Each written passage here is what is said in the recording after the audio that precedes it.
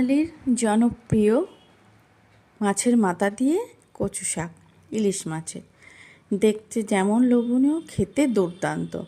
তার জন্য কিছুটা কচুর ডাঁটা কেটে নিয়েছি। ডাঁটাগুলো প্রথমে ভিজে কাপড় দিয়ে ভালো করে ডলে মুছে পরিষ্কার করে কেটে সুন্দর করে ধুয়ে গরম জলে লবণ আর কাঁচা লঙ্কা দিয়ে সিদ্ধ করে নিলাম।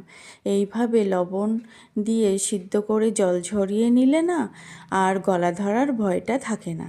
এবার একটা ছাঁকনি ঝুড়িতে এটা জল ঝরাতে দিলাম। এই দিকে 2 পিস ইলিশ মাছের মাথা আর একটু তেল ছিল, সেগুলো বেশ লবণ হলুদ মাখিয়ে সর্ষের তেলে লালচে করে ভেজে তুলে নেব। ভিডিওটা ভালো লাগলে অবশ্যই লাইক, শেয়ার, কমেন্ট করে জানিও কেমন হলো, আর সাবস্ক্রাইব করে পাশে থাকার অনুরোধ রইল। মাছগুলো তুলে নিয়ে সেই তেলে 2 শুকনো লঙ্কা, তেজপাতা, 5 কোয়া থেতো করে রাখা রসুন ভালো করে লাল লাল করে ভেজে নেব।